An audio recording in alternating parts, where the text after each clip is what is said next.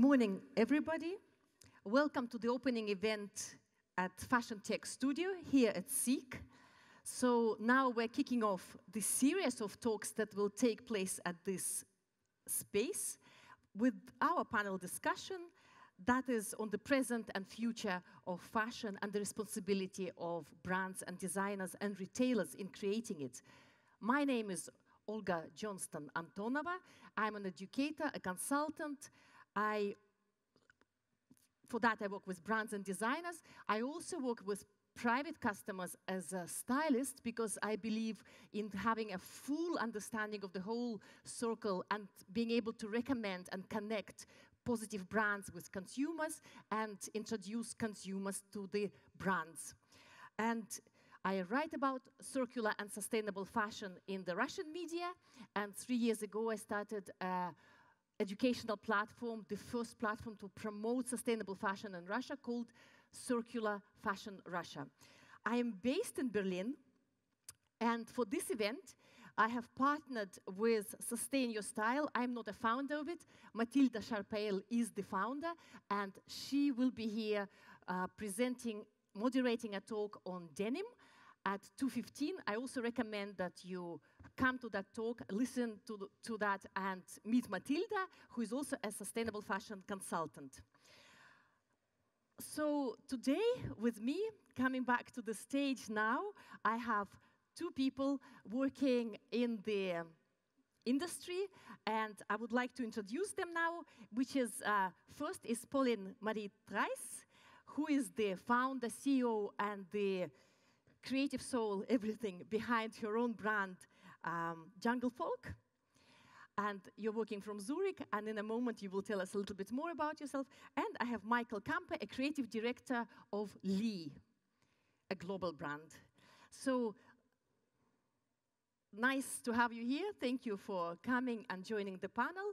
And I will explain now how we structure this hour.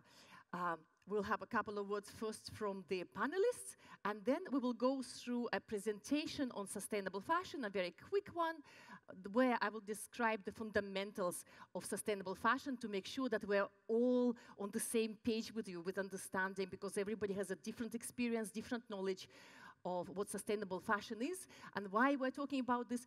So, and after the presentation, we will go back to the panelists, look at their experiences, and together with you, with questions and answers, and you can share your experiences here as well, we will look for the solutions. And so we're ready to start, and I would like to ask you, Pauline, about to say a few words about your brand now. Okay, thanks, Olga. First of you, yeah, it's a pleasure to be here, and thank you for all coming. Yeah, my name is Pauline. I live in Zurich, and since 6 years I've been building a brand called Jungle Folk. It's a brand where, from the beginning, when I started it, there was the thought about making a sustainable brand. When I had inspiration about starting to create something with clothing, I read a lot into the fashion industry, and I realized, okay, it's a really dirty business with a lack of transparency, with a lot of unethical manufacture ways. So there was, from the beginning on, a maxim that I put myself that if I put something out into the world, if I produce clothing, I want it to be the most sustainable possible. It's difficult to be perfect. I think no one is. We are on the way to it. So there was, from the beginning on, the idea that okay, I'm going to work with sustainable materials which are certified. I'm going to work with small manufacturers whom I support by working with them. I'm not looking for the biggest, cheapest factory which does it the quickest, but to empower people by working with them. Great. Yes. Okay, so we can go into details later after the presentation.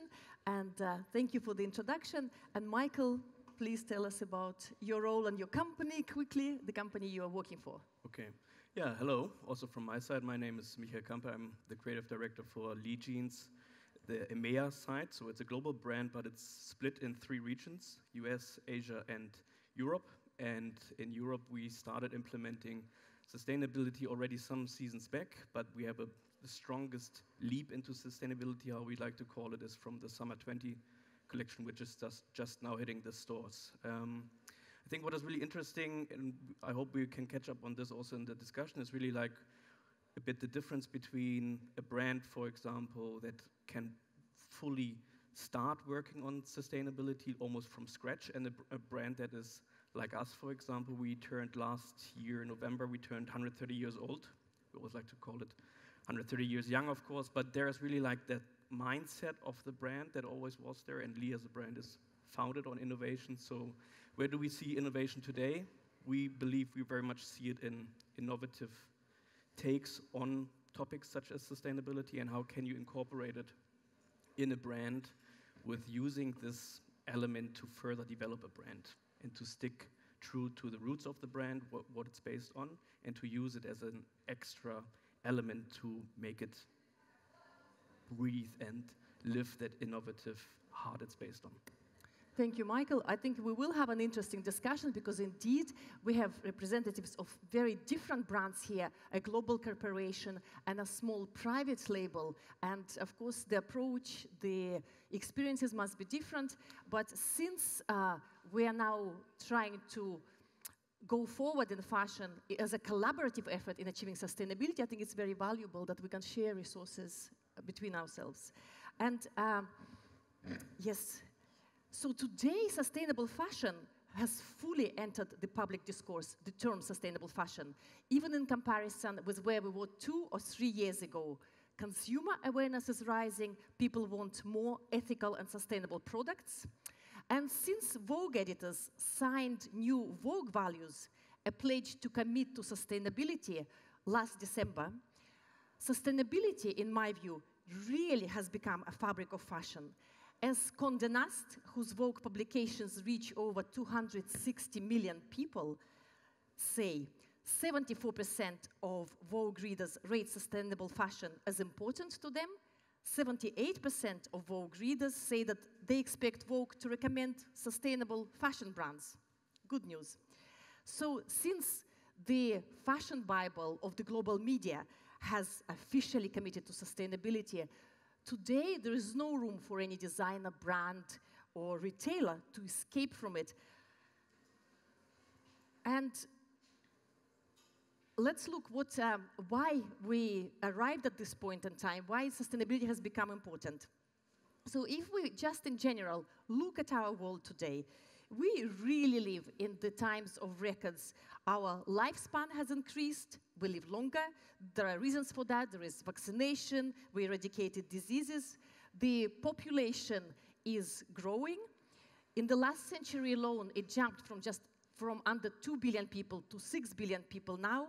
Look at the column on your left, you will see on your right, there's statistics that you can follow.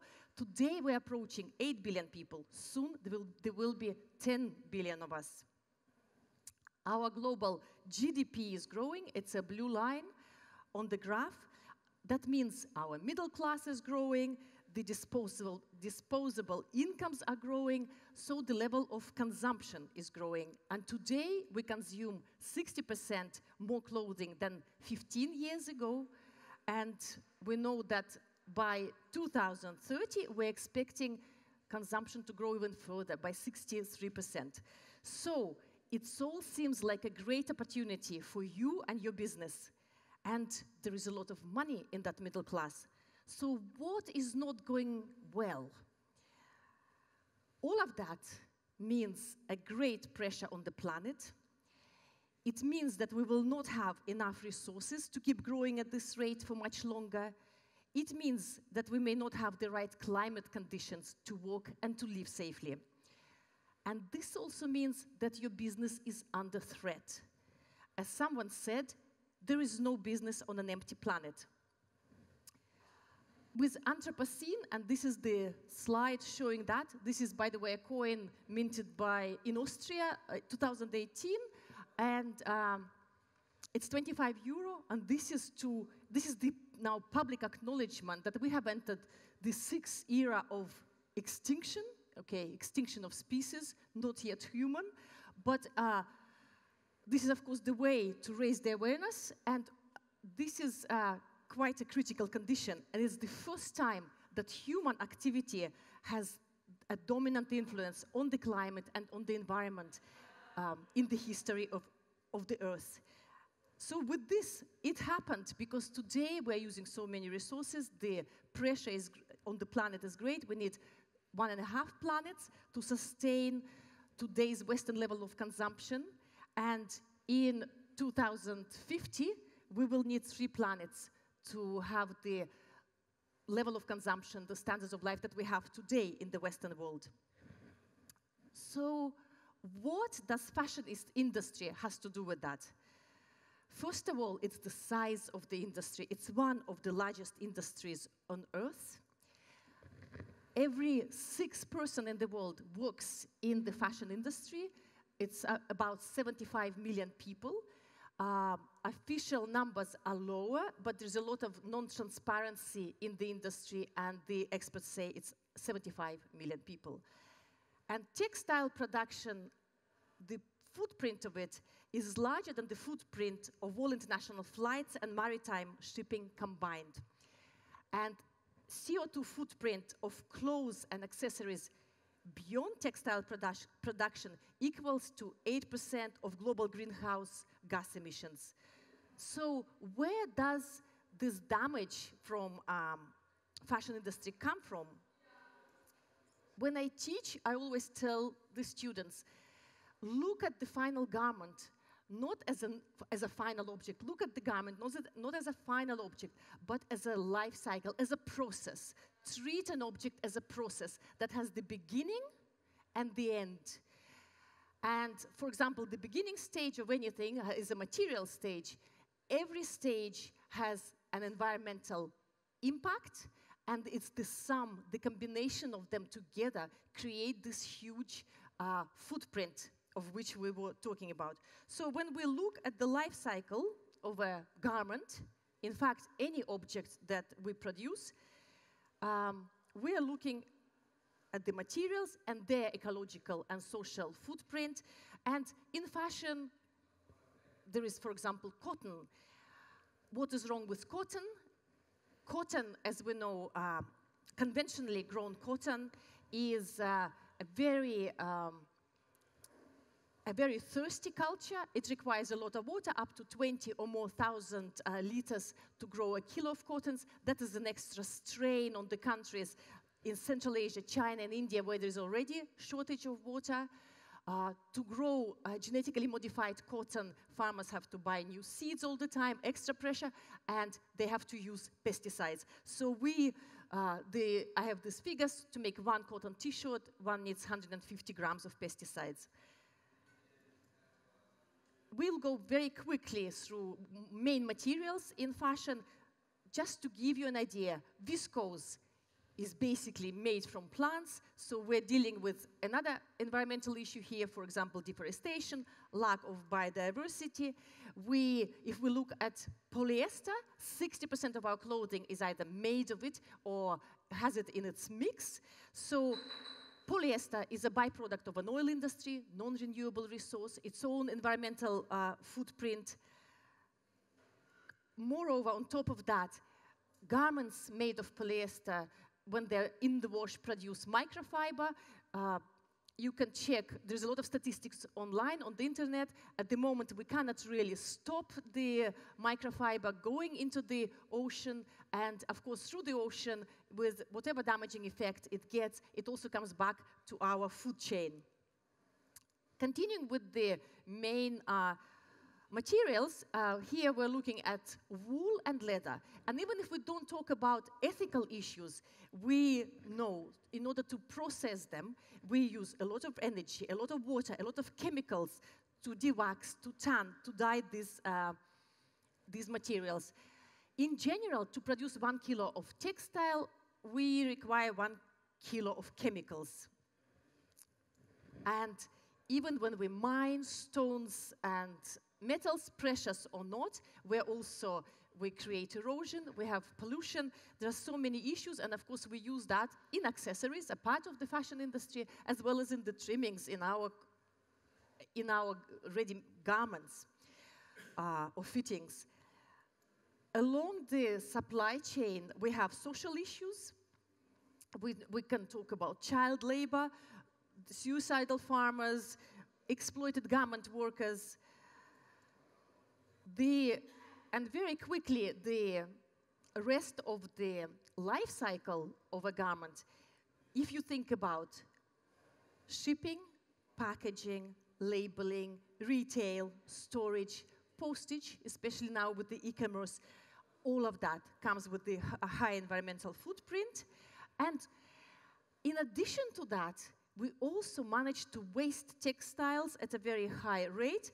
We waste textiles at the manufacturing stage as a pre-consumer waste we create, and of course, post-consumer waste. And post-consumer waste is so large that we send a truck full of clothing to the landfills every second. This is Ellen MacArthur's Foundation information. And which is a terrible shame, especially that not only we should extend the life cycle of a garment, we can also recycle it, and with throwing it away, we lose $500 billion of values through underwear and failure to recycle. Again, Ellen MacArthur Foundation numbers. So what can we do now in this situation to make fashion sustainable? It is obvious that carrying on business as usual is not an option. Destroying our own ecosystem with our unsustainable materialism is not the way forward. So what do we do now? What are the solutions? And with this question, I go back to my panelists, and can you share your ideas on... I'm myself impressed with the volume of work that all of this requires, but let's try to look at the solutions. So can you share your ideas on what is the future of it, and then we'll discuss where you stand now. Pauline, please. Okay. Yeah, so first, what can we do? In general, maybe it would be best not to put any products more out there. I think there's a huge overproduction worldwide, and I think it starts by really in calculation of quantities and think about what it's needed, even at the design stage, to think there. Then, of course, how is this piece produced? What materials will you use? By whom will it be produced? In what conditions? I think that's very important. And there, for example, myself with my brand, I take the approach to only or to around 80% use certified materials, mostly GOTS certified materials, which is one of the stricter certificates which I trust. Of course, then it's also a question, like some people question that too. And I think as a brand, it's not only like trying to produce the most sustainable, but also kind of we have maybe a responsibility we can educate the consumer, we can educate the buyers, we can here at the fair, for example, we have many talks about it. Maybe margins are a little bit different in a sustainable brand, and there's not a lot of conscious even in the industry about that, I think, and that's important to bring that on the table often, just like always come back to this and by this creating change. Yeah. So Michael, what are your thoughts after hearing all those devastating facts? That's what I just wanted to say. It's 25 slides of a lot of facts, and it can feel the first moment you see this very overwhelming, and it might feel like, where shall I even start? But I think every start towards a more conscious, more green product, wherever level you are, even if it's a student collection or it's your first start of your own first collection, or it's a big global brand, every first step is a good first step to then inspire and motivate you to go further. It can feel like, if you see all these different topics, it can feel very overwhelming and oppressing, but it really much begins in, and also how we started working on it was make yourself like a pyramid, break down the collection that you have, reconsider the amount of styles that you have, reconsider how those styles are made, and then start small and extend it. And that's really we've now seen a lot of things. It's about the sourcing, it's about the working conditions, But what I always like to discuss with also the design teams is that the beauty in sustainability is that it's challenging, but it's a creative challenge. And it gives you the opportunity to extend the storytelling of garments, of your brand. And it also gives you the opportunity to, next to the sourcing element, which is very factual, number-based, that you can really much think about, like, where do I get the fabrics from? How do I finish it?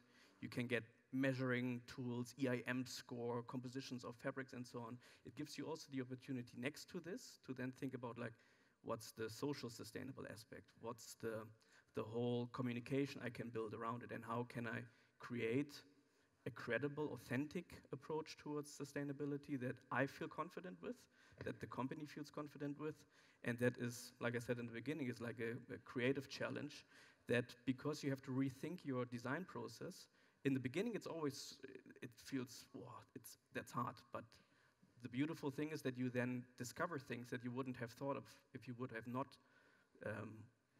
forced yourself to go into that direction. That's really like what I said, from your first collection to a global brand, where there's an opportunity and where it's really inspiring, and where, like, doing better is leading also not just to a better product, but also to a different motivation behind your job and what you're doing.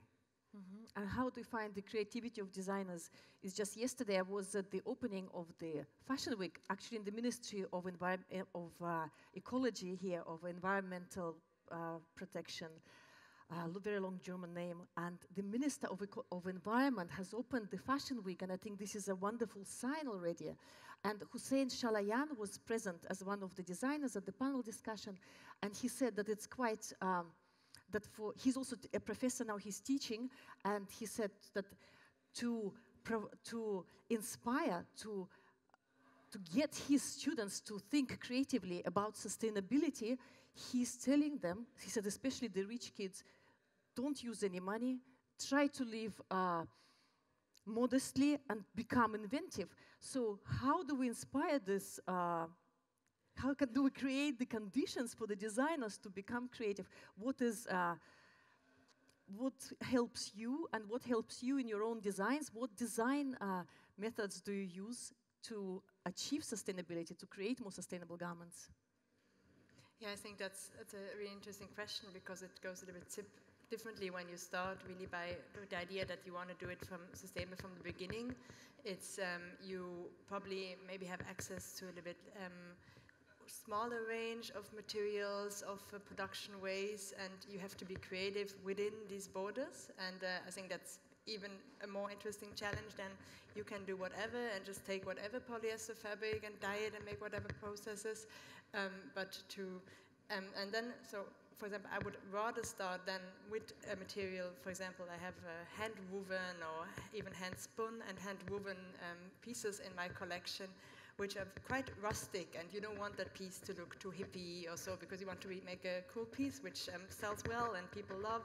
And I think that's the great challenge there, and not to start only with like drawing a great thing and then see how do I produce it, but really starting with the materials or with the specific production methods. Or for example, I have small manufacturer cooperatives I work with, knitters who they are fine in knitting, but they are not perfect, and it's like everyone it's a little bit different, and then to take this in the design and to create with that, yeah.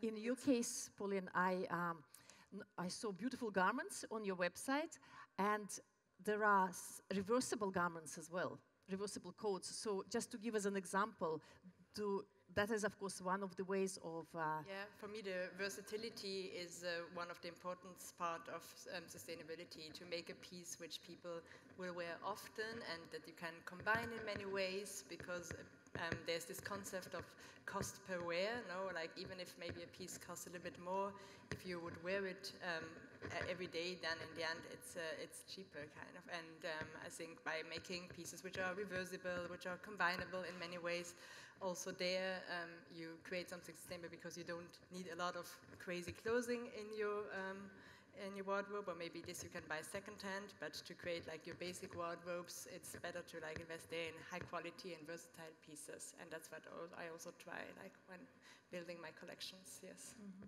So of course there are many ideas to how to use design to make a sustainable garment. So what is your experience now after working with the team in creating sustainable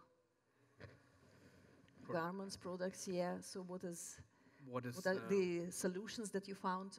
What is interesting to start with is already like define some guidelines, so everybody knows where, like, what can we label as, or what do we understand as a more sustainable element. And then I learned chef before, so bear with me if I have a lot of food metaphors. It's also almost lunchtime. And it's then, if you have a recipe and you think about like the different ingredients, for us as a brand, it's always like, 130 years young, as I said before. So one big element of that recipe, let's say, are the archive pieces.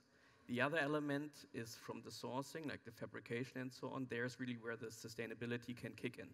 Also, if we go back to like the origin of the word sustain, to sustain, is also like adding longevity to garments, adding longevity to a garment such as the jacket I'm wearing, which is made more than 100 years ago. It was the first design about it, but it's still relevant for today, and it gets these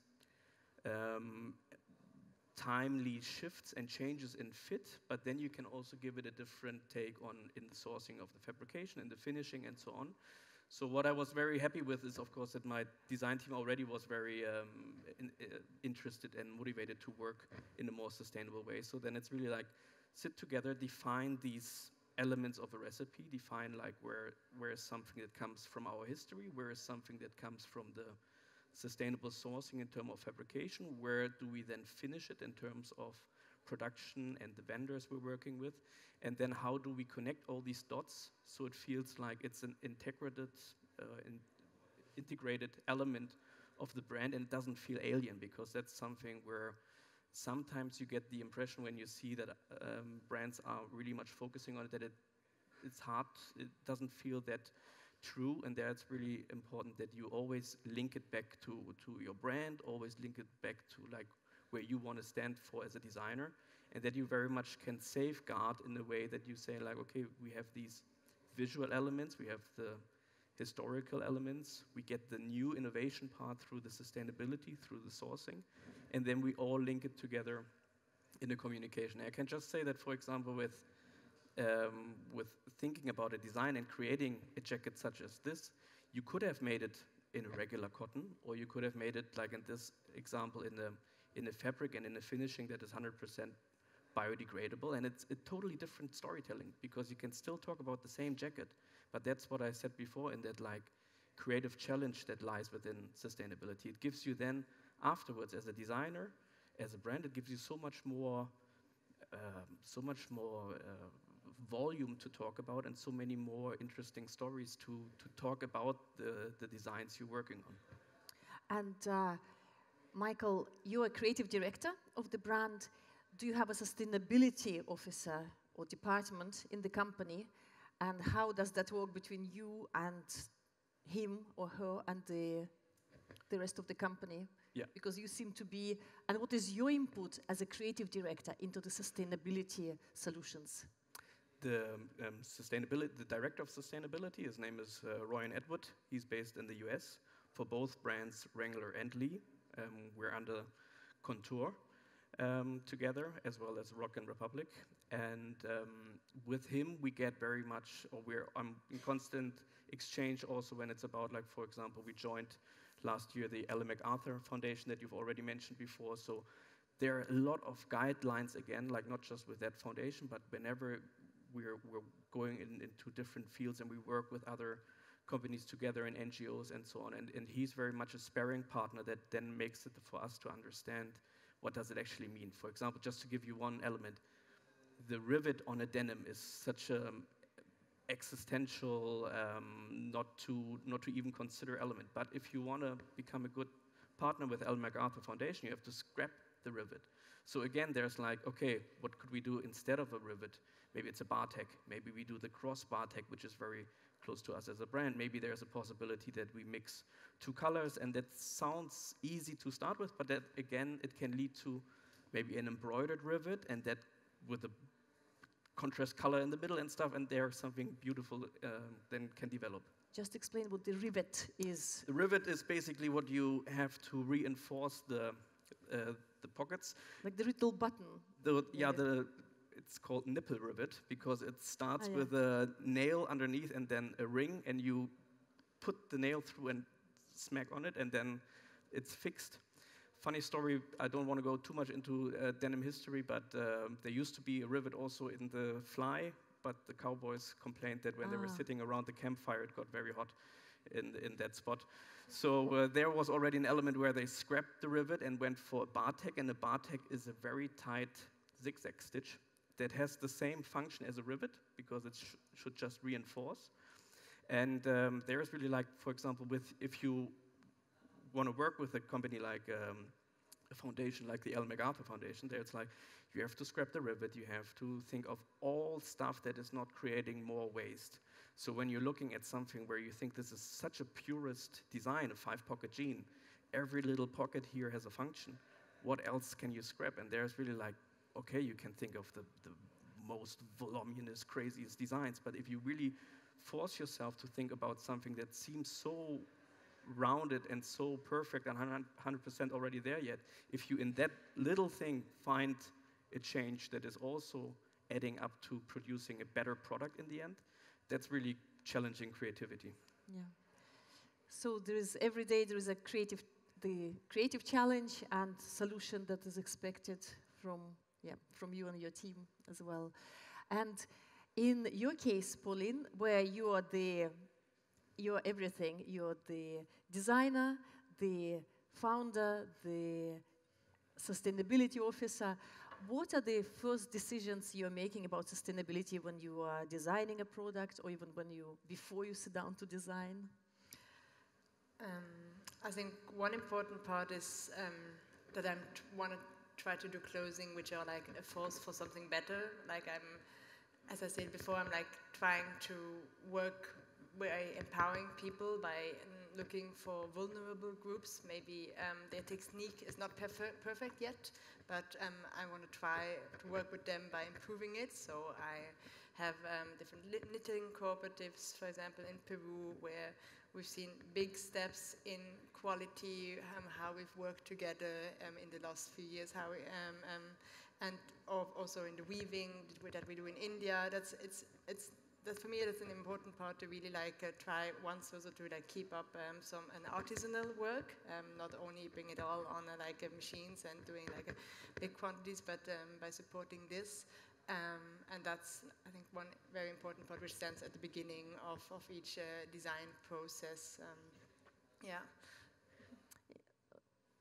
Good. And how important is sustainability to your customers?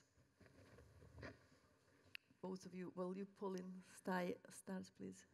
I think for my customers, it's very important. I think most of my customers find the brand for being sustainable. I would love that it's more open. Of course, there's like some customers you realize you buy it because they love the design and they don't really care about the materials. That's fine too, but I think it's really important that I think we share a responsibility in the impact of the fashion industry. We know that the fashion industry is, as we've seen, a very dirty industry, and that it's not only about brands or it's not only for politicians, but or like the consumer to act, but it's a very shared responsibility. And I think by creating these products and putting them out, and by doing, I don't know, also events or this kind of panels, this awareness like grows a lot, and that's great to see, you know. And I think we've seen, if you see how much like the Google search term has gone up by sustainable fashion in the last 1 to 2 years, is amazing. It's great to see that, and also a lot of brands jump on that train, using the term where you can sometimes question how big is the effort really, how quick is it really going, is it going enough quick, because I think it's quite present, the topic. It's not something which we can take another 100 years to change that. Would you know how to change if the brand is greenwashing? How would you know, would you give us tips how to know if the brand is using sustainability, green credentials to sell more rather than doing the actual job, greenwashing? Would you know how to, as a designer, as the... I think it's a lot about, yeah, you have to dig a little bit into it. You have to dig into like how transparent are brands. I think transparency makes brands accountable for what they do. So if they publish the suppliers, or if they really say if it's organic cotton or not organic cotton, or what kind of materials they work with, that keeps them there. For bigger brands, of course, there's a lot of ratings from different, we just talked before about this Good On You brand, then there's a transparency rating from Fashion Revolution, which is quite wide, where they really looked into the bigger brands. And I think, yeah, but then we can also not expect from all consumers to like, every time they buy something, to like look into it, like how's it done. So there again, I see the responsibility of politicians, and to have laws about supply chains, that even if we are a German, Belgian or Swiss-based brand, whatever, that we also have a responsibility about the countries where our pieces are produced, no? And that the same laws which apply in our countries where we live have to be used there. Yeah. Mm-hmm. Thank you. And I also recommend to visit Pauline's website, Jungle Folk, because on the website, it's very clearly and very well and graphically explained the whole life cycle of a garment. So talking about transparency, the materials you're using, the production, the knitters, the weavers that are involved in the process. And so it's quite a good learning website as well. So Michael, to you and Lee, and how is your customers, Lee's people who wear the products, how much of an interest do they have in sustainability? How much is it their push that you feel in order to, when deciding to become sustainable or developing more sustainable product? The funny question anyway is or the statement I would just like to say today is that if we would have thought the same discussion to be happening 5 years ago or 10 years ago, what I'm just seeing is that it really much moved away from if a company is acting sustainable to how. And there it's really important, like how you implement sustainability in your brand, that it feels credible, that it feels authentic. From our customer side, it's expected that we offer and we develop and design, also include more sustainable product.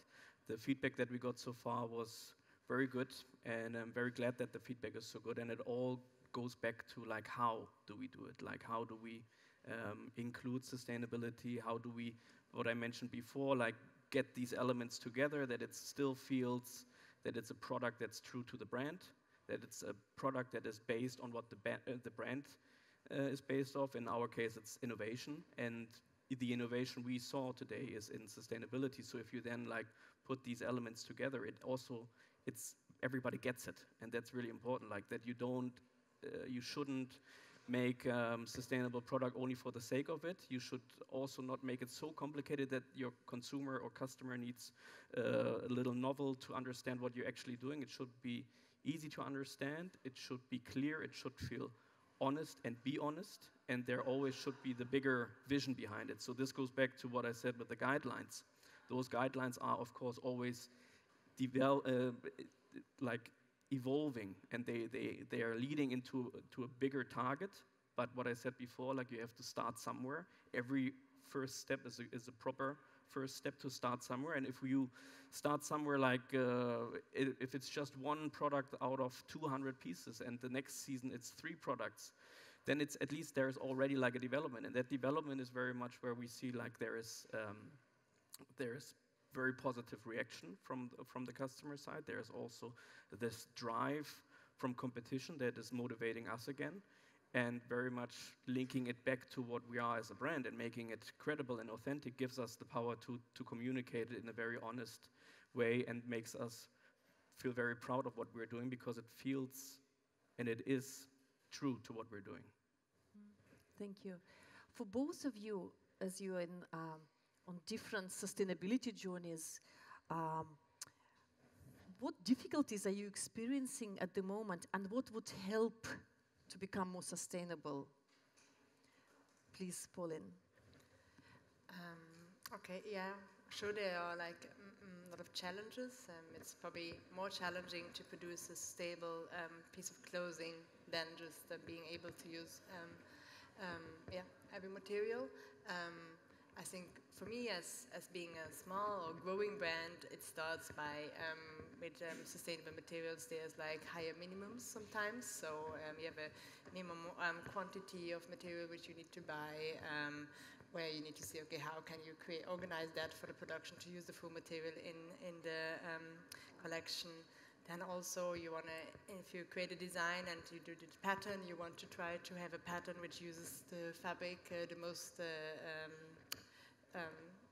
so like there's less waste. So there's many different thoughts that come into this challenging part, because you try not to have waste, you have to try to make like the most sustainable materials possible. And I think that what can help there, I think when I compare, for example, 6 years ago when I started, it was really difficult to find sustainable materials. There was almost nothing on the market. The first year almost was like trying to source materials to find which are suppliers I can work with, and that has changed immensely. If I go to fabric fairs now, almost every weaver or knitters can also produce a specific quality in a sustainable fiber. So that's already a big step, and by the demand which has grown there, there's more possibility to create clothing that is sustainable. I think that's great. Yeah. Thank you. And Michael? I think the biggest challenges are really much in the beginning, like the very first season or the very first implementation of the concept around sustainability will be the most challenging. Now, luckily, we're at the point where it's really much about like you have almost like a raster, a grid in front of you where you can like counter check, like from the sourcing point of view, from the finishing point of view, from the fibers, from the dyeing. Like once you have made it for yourself clear what you feel right in the sourcing aspect, then in the communication aspect, then on the on-brand level, on the on-trend level, on the communication level, there's all these like different curves and boxes where you can work with. But once this layout is clear, it's actually not that challenging, because the good thing is like, especially when you go to fabric fairs, for example, the last 3 to 4, 5 years, everyone is about sustainability, and you feel that there is so much offer. There are books like this only on certificates. So it's like after seeing the presentation, it feels so overwhelming. So again, it goes back to these boxes where you can make it for yourself and your team very clear of like, where do I source from? How do I make it? How do I focus on? Does the collection have to be as big as it is? Do we need as many designs? Can we focus on a very consistent, continuous storytelling? How can we, rather than sourcing different material, use the same material but in a very different style? Is it possible to use the reverse of a fabric? So it really much is like motivating the design team as well to, like what I said in the beginning, to have this creative challenge and to rethink the design process, where once that is established, and once you have almost like this little far plan and you have a direction where you want to go, it sounds more easy, but it's really about like ticking these boxes, and then either it achieves it, great, think about like how do we communicate it. It doesn't achieve it, don't focus on it. It's really like, I think also today in fashion in general, it's really much about like making the right choices, but also making the right choices, of course, like for your brand, and thinking about like, where do you want to focus on?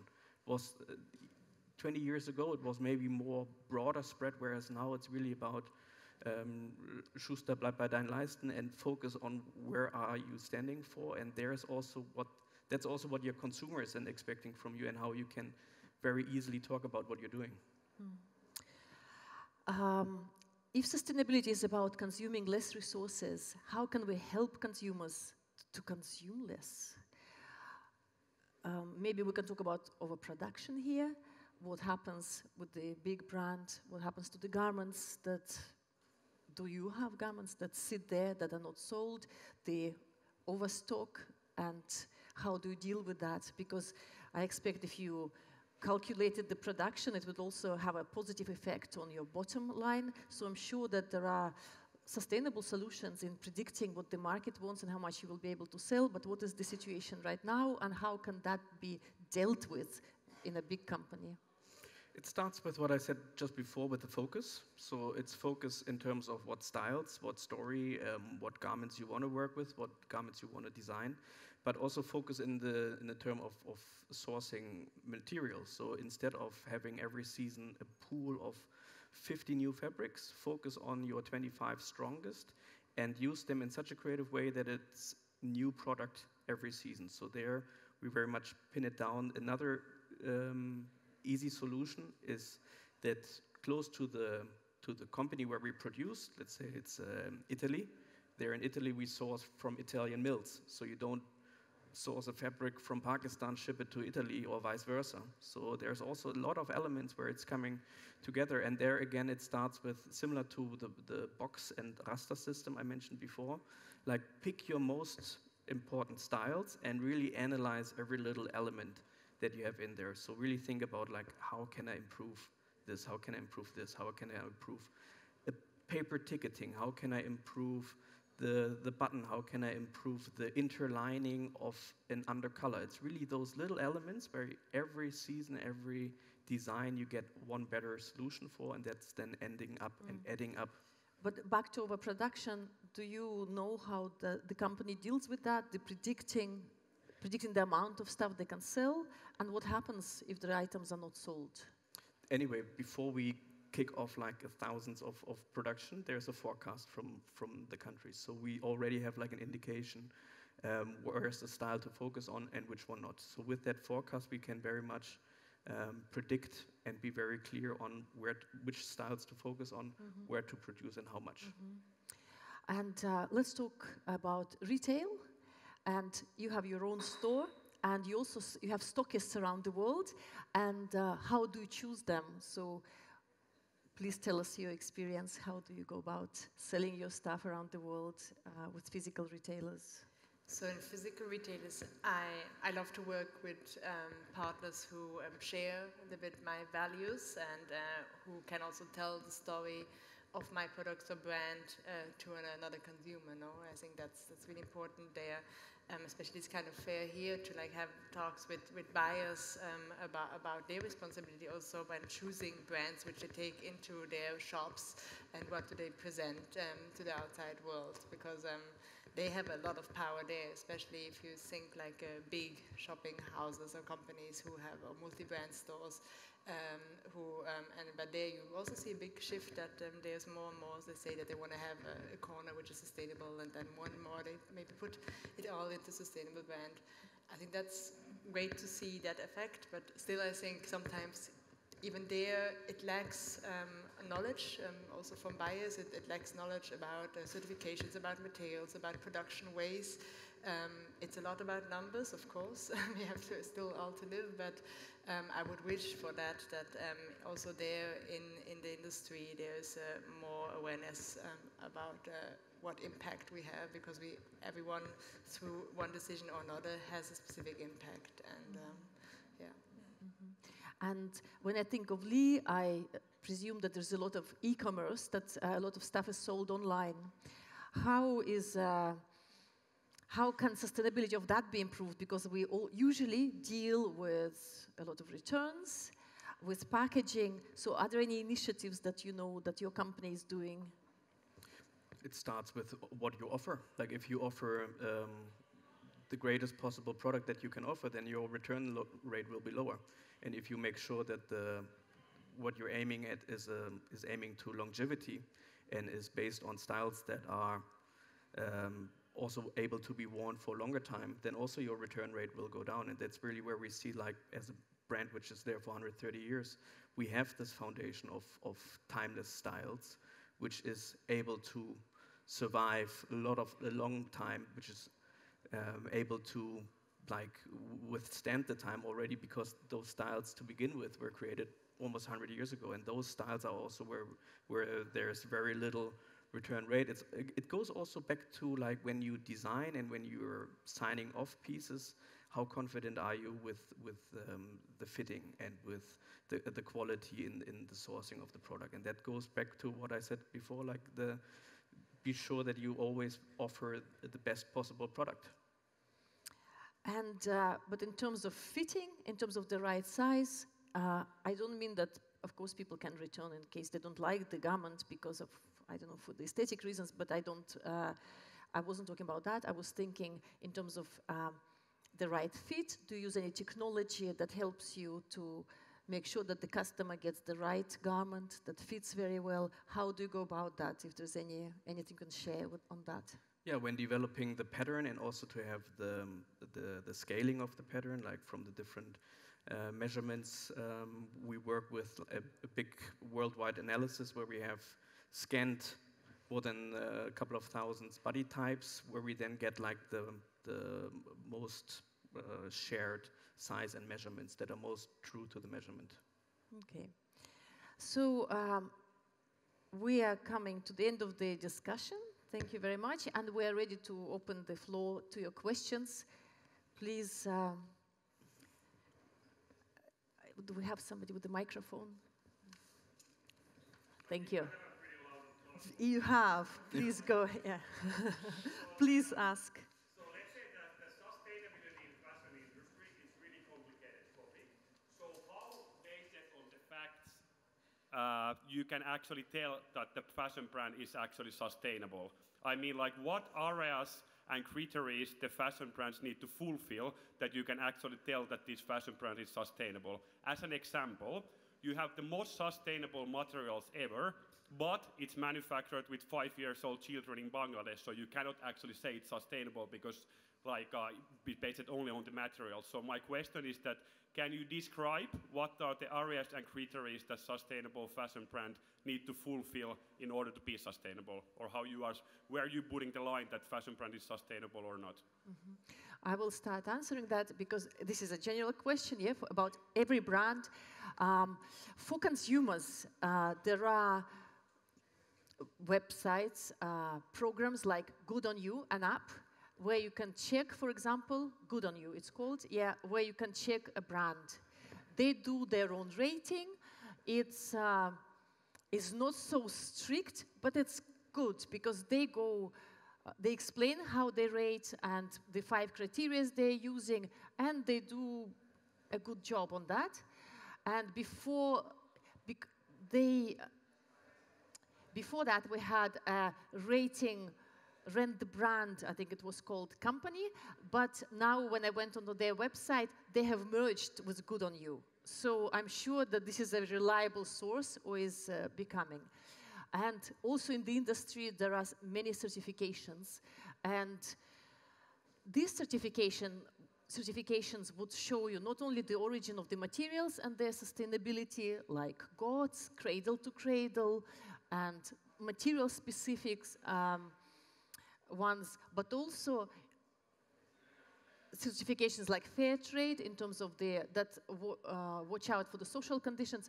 Fashion Revolution that was mentioned, they have transparency report that they compile. It's a research they do every year. It's very good. It's very big. It has most of the brands, and it's not only giving you the situation today, it compares. So you don't have to go through all the research. You can go to the last page and see how the brand has improved since the last time they have rated it.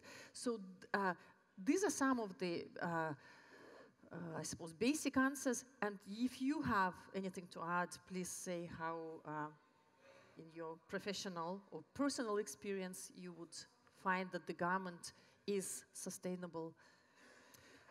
Or it was not only about the garment, but about everything like related to like being a fashion company. Mm-hmm.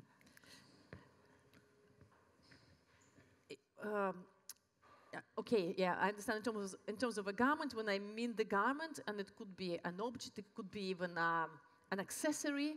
We have standards for everything. We have standards for metals, for somebody on Instagram wrote to me proudly a couple of days ago, we fight, it's a jewelry brand, and they somehow reduce pollution when they are mining gold. I haven't got into details, but there is so much out there in certifications. And as a company, a sustainable company, it still has to look at all of the life cycle of a garment, but they also have to look at their own operations. Are they using renewable resources for the premises in their factories? Are they using green transport? Are they separating rubbish? Are they not creating waste after the events? So is that what you mean by the company? Yeah, that was... So then it's the whole thing. Maybe we should ask Pauline, you are a one-person sustainable company, so how do you try to achieve full sustainability? Yeah, I think this is what first, like, sustainability is a journey rather than you're sustainable or not. I think no one is perfectly sustainable. By producing clothing, we have an impact on humans, on the environment, and I think it's really, really hard to create a completely circular model which has no negative impact, sadly or unfortunately. So I think that's an important part to see there, and to look if brands do the effort, if they even take a stand about like realizing what can we do better, and then do steps one after the other. I think that's important to like to see that, and also to like question brand and to fordern this from them. Yeah. Yeah. Thank you. Other questions, please?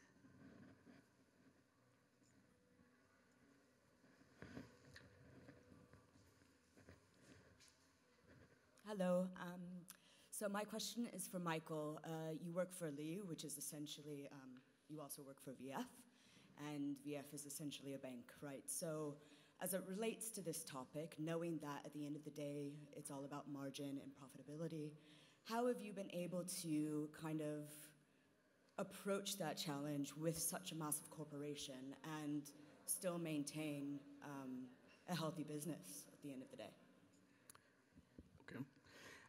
So just for clarification, since end of last year, we're not working with VF anymore. We're a spun-off company called under Contour.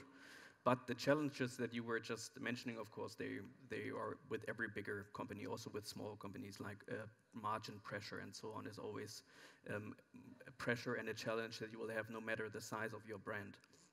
What I try to see there is how much more added value do you get through something like this? And that should, of course, not be the main intention of why you implement sustainability. So the moment if you're thinking just like, oh, maybe this gives me the opportunity to make 20 euros more, then that's the wrong approach towards sustainability. It should be really much like, how can we implement it, include it, with the same margin achievement, and that sometimes forces you to lose other elements, to lose elements that you might not have needed on that garment in that design, but learn how to compensate it. And there's also what I said before with that challenge towards the design team, where they then, where for us it's then to understand, okay, do you really need that extra zipper pocket here, or can you scrap the zipper, because also with the zipper you have the polyester tape most of the time. So it's really like, instead of a zipper pocket, can you do a welt pocket? Stuff like this. And there it's really like find alternative solutions while growing that share of sustainable product in your line, and while, of course, like keeping with the same margin expectations, but then really like put your bets on the proper players and on the proper fields. Thank you. I wasn't going to say anything today, but you mentioned about zippers. I actually manufacture zippers. And I would say 50% of our product now is sustainable, especially the polyester tape. It's all made from pet yarns and things. I think there's a lot more out there than a lot of the clothing manufacturers understand. I'm not making a pitch for my company at all, not mentioning it. But there are a lot more eco products on trim.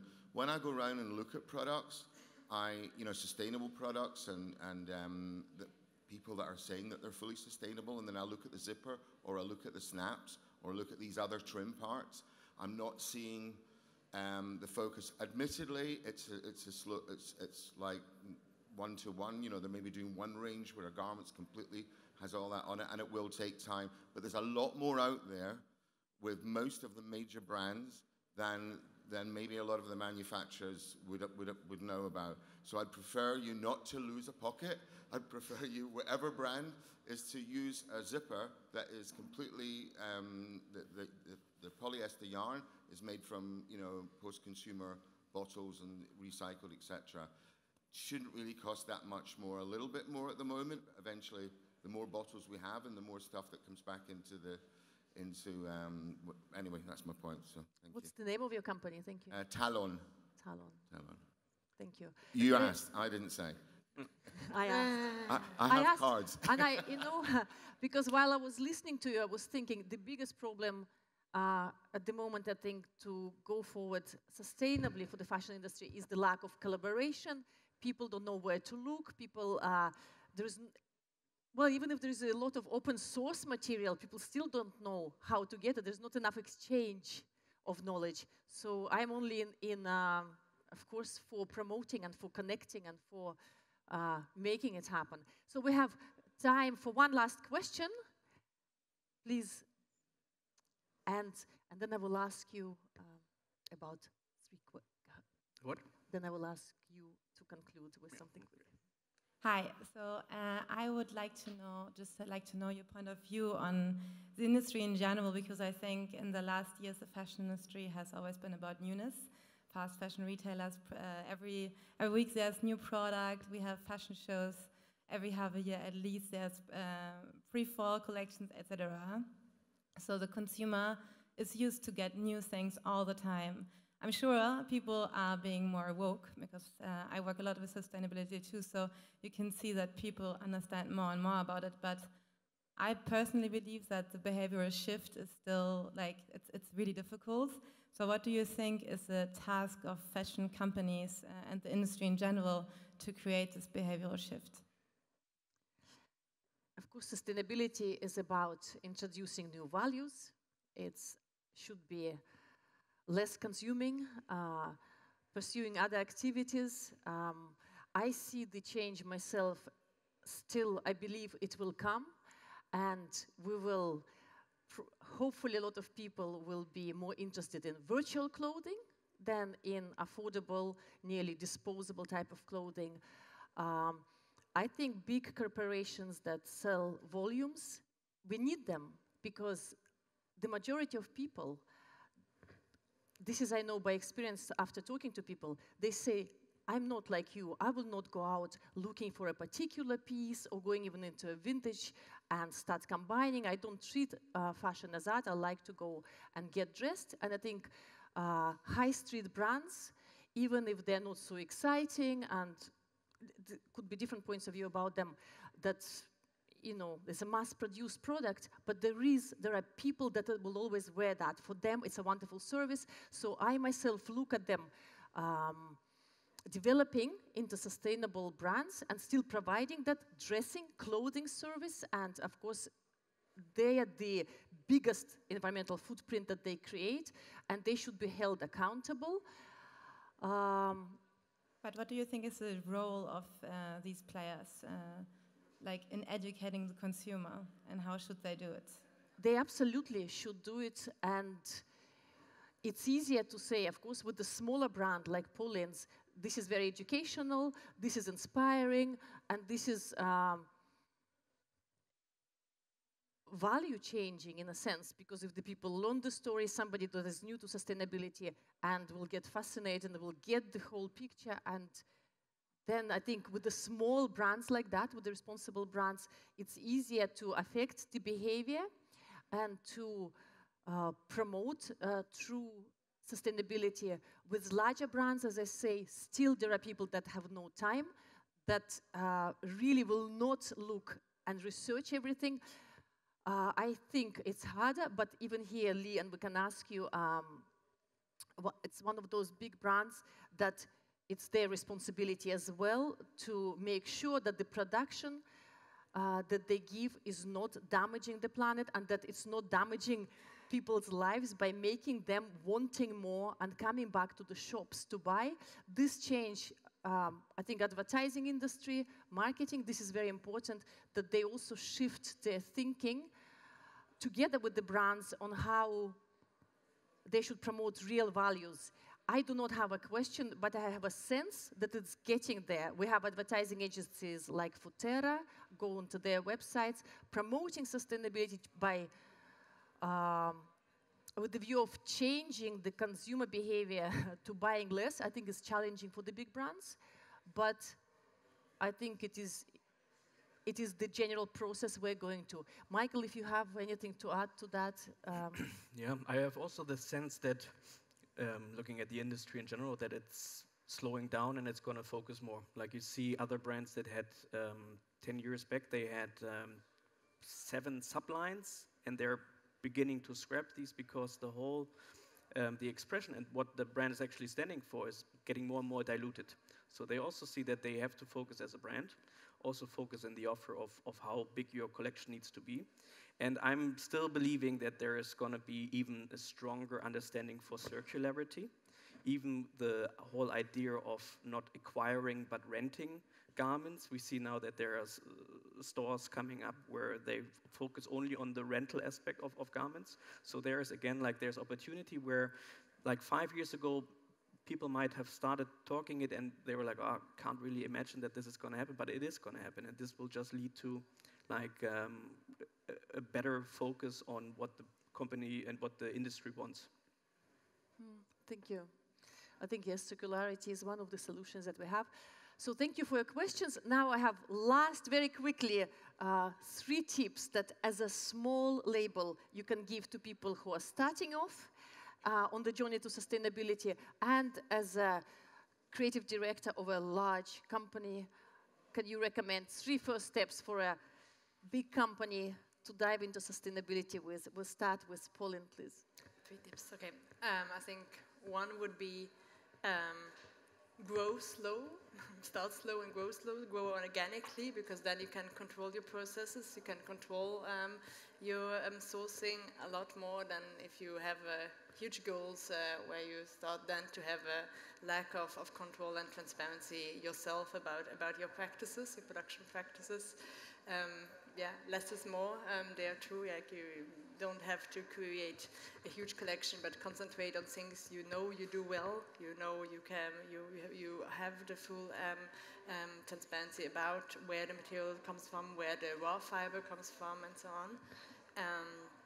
Then I think, yeah, also take it seriously, the responsibility you have for the impact, because you have an impact, and it's nice to create beautiful clothes and collection, but I think this is something which every designer and people working fashion have to be aware of and take that responsibility seriously and be aware of it. Okay, thank you. And Michael, for the big ones. Yeah, for big and small is actually focus. Make for yourself clear and for your partners and consumers what you really want to stand for, what is essential for you as a brand, what is essential for your consumer. Then continue and persist. Don't just. It takes time to also be accepted by the other side, by your consumer. It also shows that how strong you believe in what you're doing. And then very important, I think, and there's a good moment for this actually also today, is reach out. As a brand, no matter the size, it's also good today more than ever to allow this transparency and to say hey, we're on a journey here. No one is perfect yet, but we're trying very hard, and we're trying to become better and better with every season. Everyone has to start somewhere, and we're all in this together, and this is a good moment to start considering what you want to push for, where you want to end up, and always go back to second point, persist, and continue with that journey. Okay, thank you very much. Thank you both. Thank you, everybody in the audience. And so here's to the good start of the sustainability journey, or rather continuation of it. And we're all in it together. So success to everybody. Thank you. Thank you. Thank you, Michael.